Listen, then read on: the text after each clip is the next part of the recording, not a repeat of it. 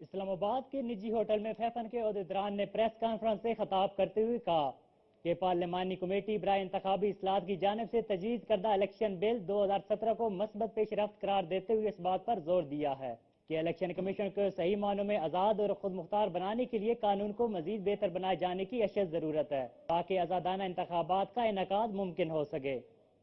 اس کے ساتھ ساتھ کئی رجحانی اقدامات بھی شامل ہیں جن سے انتخابات کے معیار میں بہتری لانے کی کوششیں کمزور ہو سکتی ہیں۔ بالکل، پہلی بات تو یہ ہے کہ جو بھی یہ ڈرافٹ بل ہے جو پارلیمنٹ میں جمع کر دیا گیا ہے اور اس کے لیے 1 ماہ کا جو ہے وہ ٹائم دیا گیا تھا سول سوسائٹی کو اور پبلک کو کہ اپنا لوگ انپٹ دیں انکلوڈنگ الیکشن کمیشن۔ تو الیکشن کمیشن بھی اپنی تجاویز تیار کر کے بھیجے گا، ہم نے بھی تیار کر لی ہیں، ہم پولیٹیکل پارٹیز کو بھی دیں گے۔ تو جو ہم نے اس پر غور و خوض کرنے کے بعد جس نتیجے پہ ہم پہنچے ہیں تو مختصراً میں یہ کہہ سکتا ہوں کہ اس ڈرافٹ بل میں جو اصلاحات ہیں وہ تو نہ ہونے کے برابر ہیں۔ فافن کا پرزور مطالبہ تھا کہ کم از کم ذرائع ابلاغ اور مشاہدہ کاروں کو امیدواروں کی جانچ پڑتال اور الیکشن کمیشن کے اجلاسوں میں بھی میڈیا کو موجود رہنے کی اجازت دی جائے۔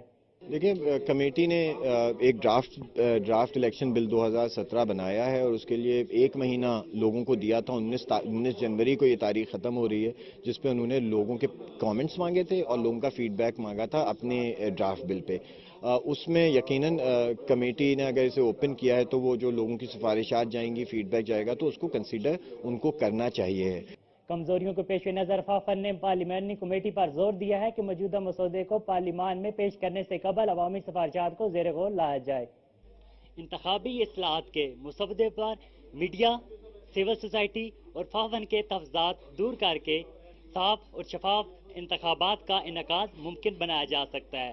کیمرہ مین عمران کھوکر کے ساتھ عدیل ممتاز، روز نیوز، اسلام آباد۔